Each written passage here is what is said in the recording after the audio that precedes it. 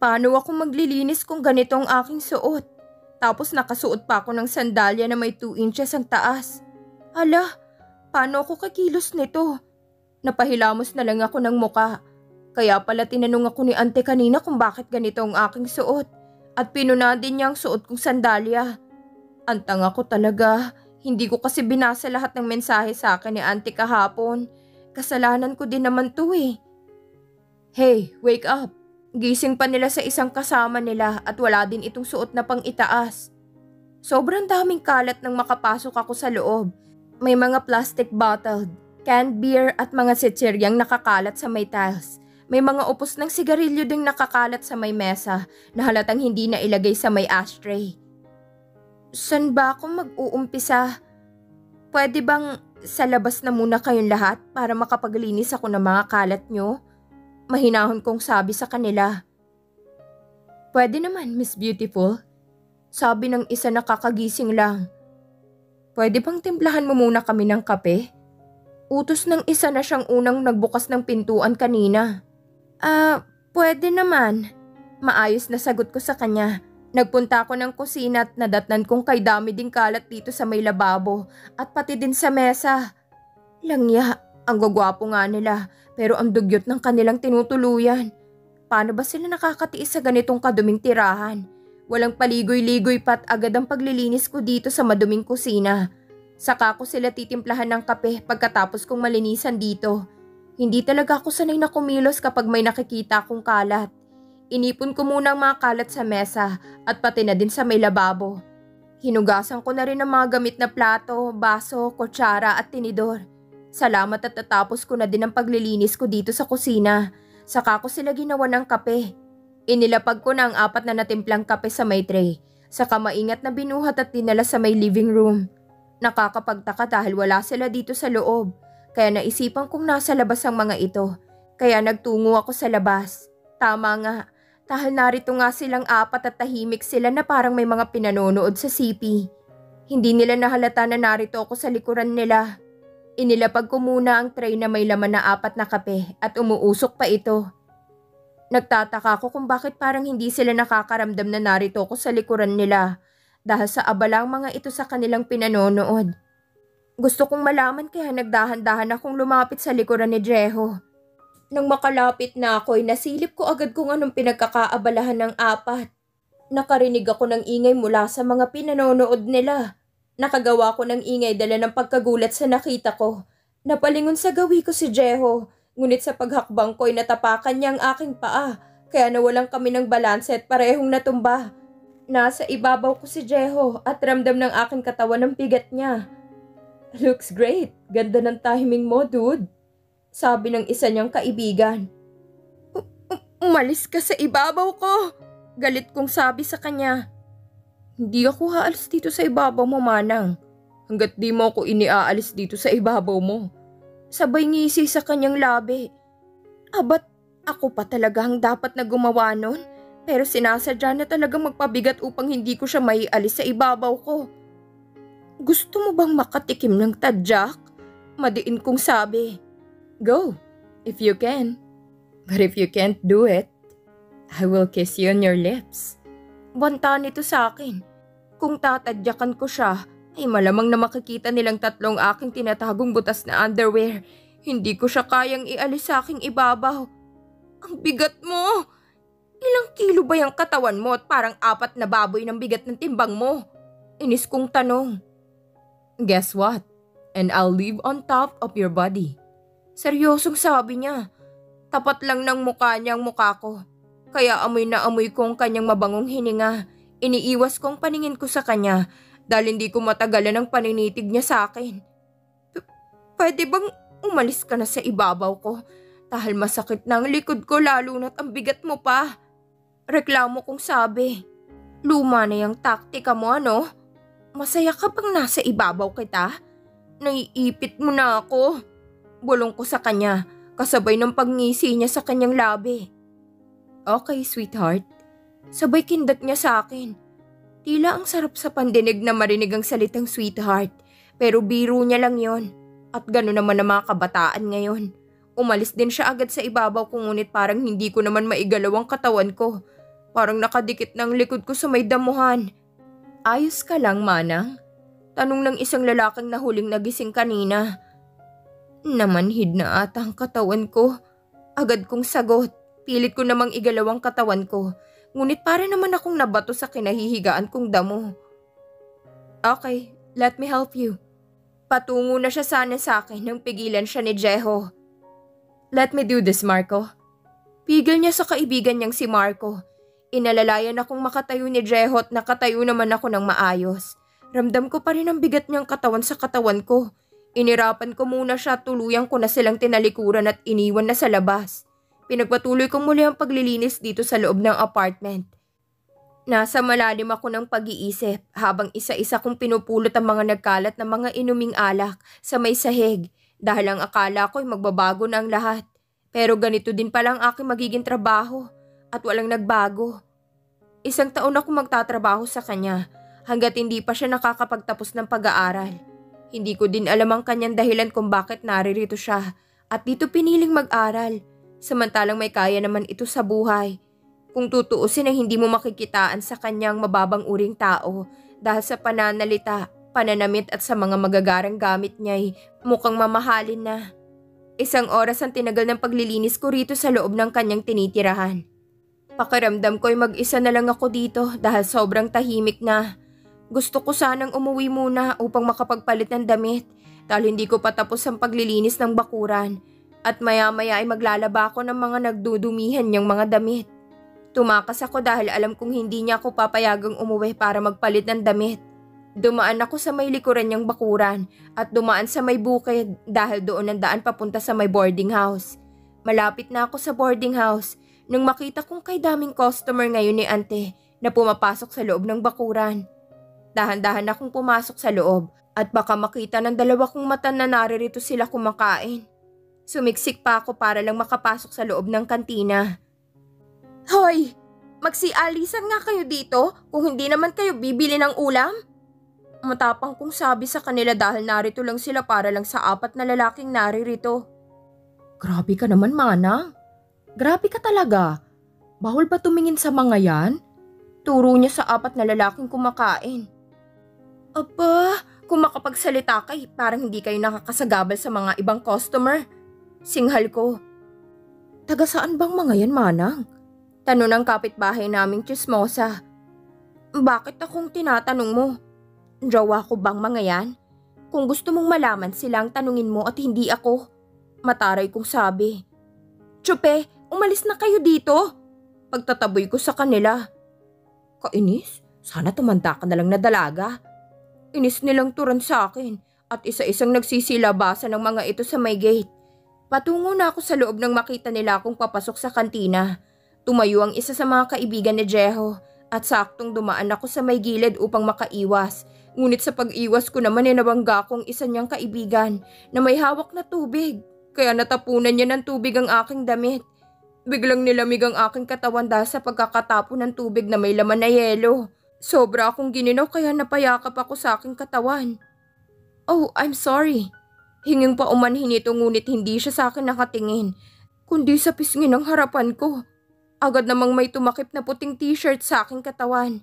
Lumingon ako kung sino yon. May ngiti sa aking mga mata nang makita kong si Jeho ang may gawa nun. Sa kanya palang damit na yon at nakita kong muli ang kanyang mala-adonis niyang katawan. Ngunit hindi ko yon pinansin. Magpalit ka na nga ng damit mo, Manang. Utos niya sa akin. Napalitan ng inis ang mukha ko nang marinig ko muli ang kanyang mga salitang Manang. Kailangan pa ba niyang diinan ng pagkakabigas ng salitang Manang? Parang ang pangit sa aking pandinig kapag siyang nagsasalita ng salitang Manang. Naningkit ang aking mga mata sa kanya, dala ng pagkainis. Imbes sa kaibigan niya ako mainis ay nabaling tuloy sa kanya. Ano pang tinatayo mo dyan? Go upstairs and put on clothes where you feel comfortable. Utos niya ulit sa akin na akala mo siyang mas matanda sa aming 2. Napangiwi ako. Opo, Manang Jeho. Magalang kong sabi at tinalikuran ko na agad siya. Don't touch my sweetheart. Dinig kong sabi niya sa mga kaibigan niya nang papaakyat na ako sa itaas ng aking kwarto. Ay naku, Jeho, ang galing-galing mong mang-utos sa mga kaibigan mo. Ako? Sweetheart niya? Aba, Kahit mayaman siya, hindi ko siya papatulan. Ayoko sa mas batang edad kesa sa akin. Kahit siya pang lalaking natitira sa mundo. Kahit hindi na ako magka-jowa, basta wag lang siya. Ano pang mapapala ko sa kanya pag nagkataon na naging kami? Nasa kwarto na ako nagpapalit ng damit. Sabi niya isuot ko daw yung damit kung saan ako komportable. Kaya napili kong isang loose na t-shirt at pajama. Saglit lang ako nagpalit kaya bumaba na ulit ako. Naroon pang 4 na magkakaibigan, tila may inaantay. Si Jehoy humihit-hit ng sigarilyo at pinitik na niya ito nang maubos na niyang sigarilyo. Nakatingin ang 4 sa akin. Nagtataka siguro sila sa suot ko dahil pangmanang na naman ang dating. Nauna na akong lumabas sa kanila at hindi ko na sila tinawag dahil hindi naman kami close. Binala kong muli na maglakad sa bukid papunta sa kanyang apartment dahil mas malapit lang itong lakarin dito kaysa sa kalsada kasi iikot pa mula rito hanggang doon sa tinitirahan niyang apartment. Tumili na naman ng mga abangers naming kapitbahay na akala mo naman ay hindi sila nakakita ng gwapo. Pero teka, pakiramdam ko parang nakasunod sila sa akin. Sinusundan niyo ba ako ha? Tanong ko pagkalingon ko sa kanila. Hindi ba obvious, Manang? Sabi ng isang lalaking nakatapon ng tubig sa aking damit. Huwag niyo na akong sundan dahil maraming tain ng kalabaw at baka na nagkalat dito sa bukid.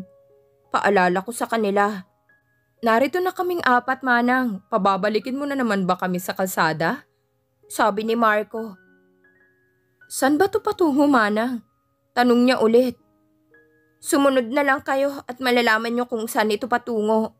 Seryoso kong sabi. Tumabi sa akin si Jeho na nakapamulsa ang 2 kamay nito sa kanyang khaki short. Ngunit lumayo ako ng konti sa kanya. Kunot noon niya akong tiningnan. Arte mo, Manang. Biglang sabi nito. Maluwang kaya ang daanan, kaya pwede akong maglakad kung saan ko gusto. Irap kong sabi sa kanya at binilisan ko ng maglakad para makarating na kami agad doon. Fuck shit! Mura nila. Lumingon ako kung bakit ang mumura si Jeho at pati din yung isa niyang kaibigan habang ang 2 kasama nila'y panay ang tawa nila. Nakita ng 2 kong mata na nakatapak sila ng tain ng kalabaw na medyo basa pa ng konti. Sumabay na din ako sa pagtawa sa kanila dahil buong paa nilang nalagyan ng dumi. Nainis ang 2 kaya pati ang 2 kaibigan nito ay nadamay. Walang pag-aalinlangan na kinamay ni Jeho ang dumi. Lumaki ang 2 kong mata nang sa akin nakatingin si Jeho. Napangiwi ako dahil alam kong sa akin niya ito ibabato.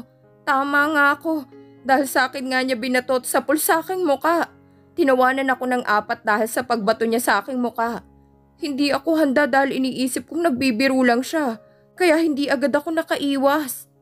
Jeho! Inis kong sigaw.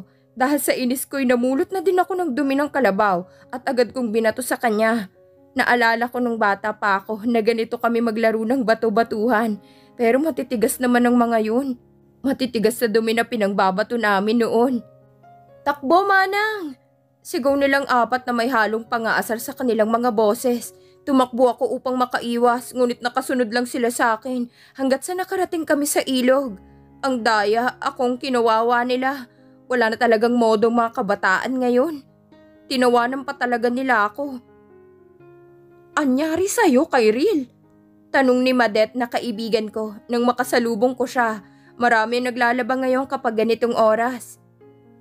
Hindi mo ba nakikita ha? Inis kong sabi at lumublob na ako agad sa tubig. Akala ko hindi sila makakasunod dito dahil kung saan-saan ako nagpasikot-sikot para lang hindi ako masundan. Pero hindi pala dahil narito din sila at lumublob din sa tubig. Lumayo ako sa kanila at baka mapagtripan na naman nila ako. Umahon na si Jeho at kinakausap niya ang kaibigan kong si Madet. Hindi nila ako napapansin na pinanonood ko silang 2 na nag-uusap dahil narito ako sa may bandang malalim. Halatang masaya ang aking kaibigan habang kausap siya ni Jeho. Maganda si Madet at mas bata ito ng edad kesa sa akin. Walang problema sa akin kung magkagustuhan man ang 2. Ay buwisit! Mura ko na lang nang may humawak sa aking kamay. Agad ang aking pag-ahon sa tubig dahil sa takot. Ngunit may humawak na naman sa aking paa. Nang malapit na ako sa may gilid ng ilog. Nahinto ako sa paglangoy ng may umahon bigla sa tubig. At yung kumag pa lang nang titrip na naman sa akin. Ikaw, wala ka bang magawa ha? Inis kong sabi. Tinawanan niya lang ako. Galing mo talaga mang-asar. Sabay irap ko sa kanya. Sorry babe, wala lang akong magawa eh. Magpakalunod ka dyan para matigil yung pambabadrip mo sa akin. Inis kong sabi. Tuluyan na akong nakaahon sa ilog at nauna nang umalis. Hindi na ako nagpaalam sa mga kaibigan ko at baka makaistorbo pa ako sa pag-uusap nilang dalawa. Pakiramdam ko'y walang nakasunod sa akin. At naroon pang 4 sa ilog at baka hindi pa napapasagot ni Jeho ang aking kaibigan. Manang! Sigaw ng 4 na lalaki. Lumingon ako't kinabahan.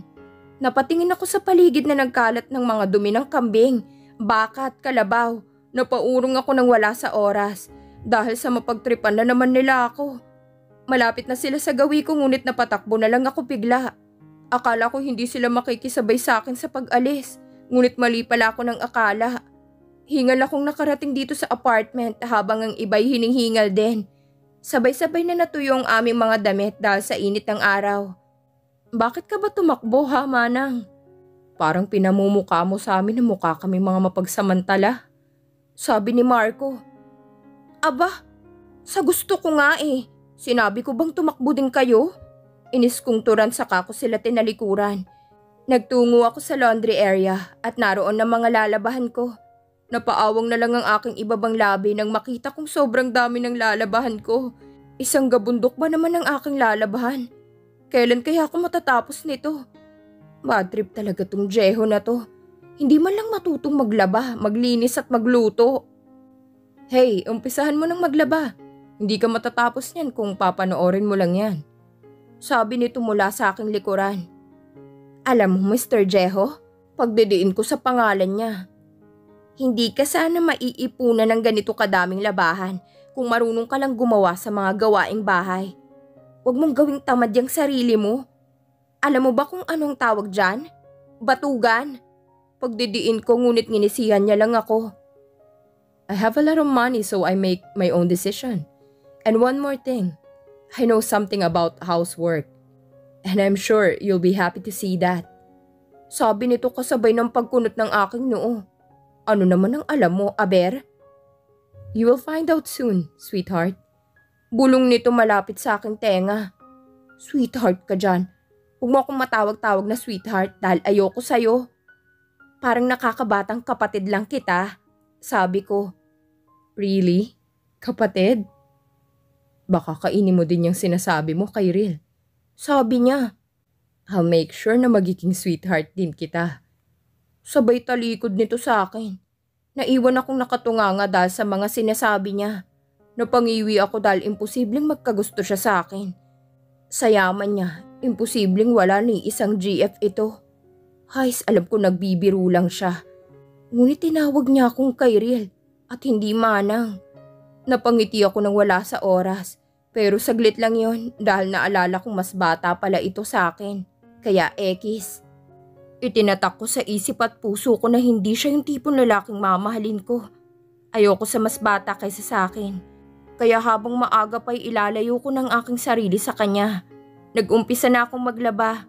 Hiniwalay ko ng mga puti sa dekolor na damit.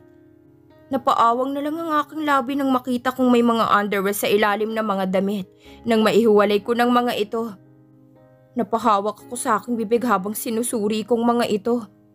Napangiti na lang ako ng husto. Labahan pa talaga to? Parang ang babango pa. Lumingali nga pa ako sa paligid kung may tao pero wala naman. Segundo ba kung magpalit yun ng brief?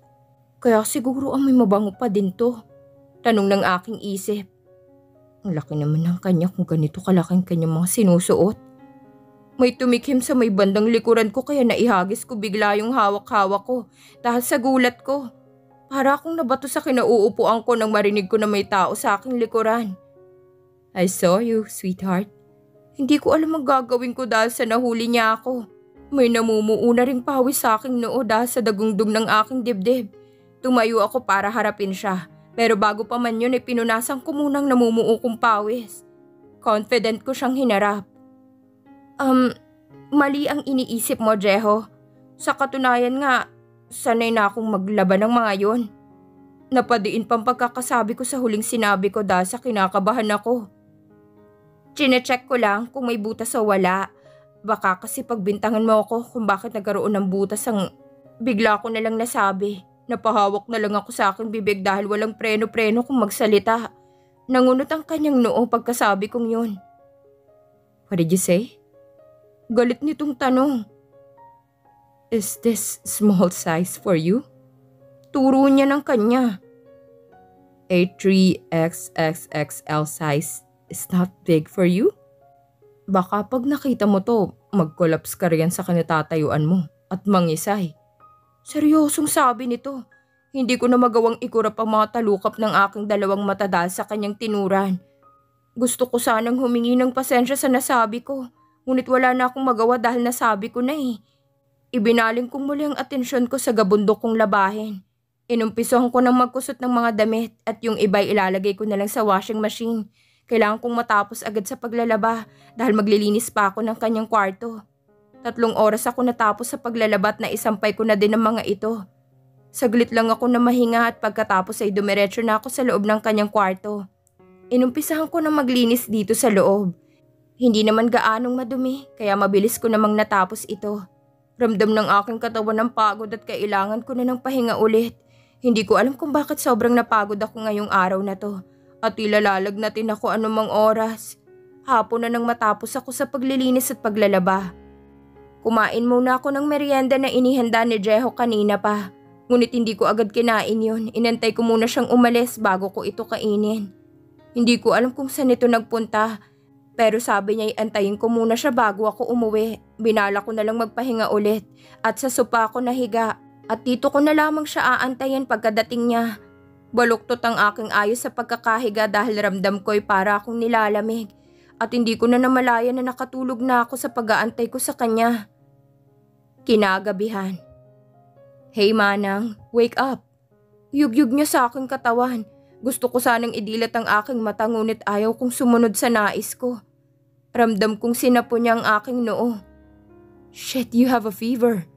Dinig kong sabi niya. Ang lamig. Nginig kong sabi. I'm sorry, hindi ko alam na lalagnatin ka. Kumain ka muna bago ka uminom ng gamot. Sabi nito, ngunit tamad akong bumangon kaya inalalayan niya ako. Heto, higupin mo tong sabaw habang mainit-init pa.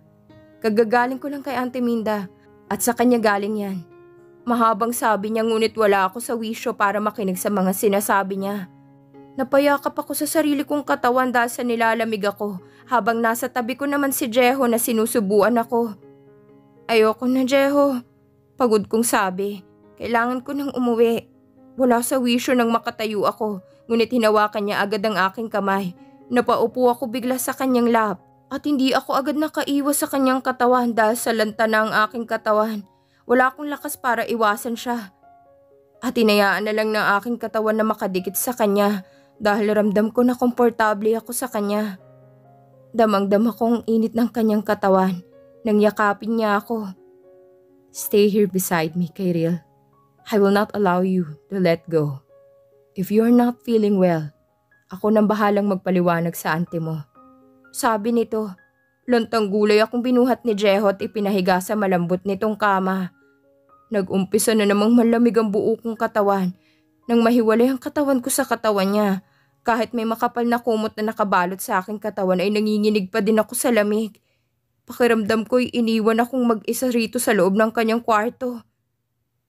Ang lamig, nagdedeliryo kong sabi. Jeho, nasan ka? Mahina akong sabi. Kasabay yun ang panginginig ng aking buong katawan. Hindi ko na alam kung ano pang sumunod na pangyayari. Dahil parang bumuti-buti na ulit ang pakiramdam ng may yumakap sa akin.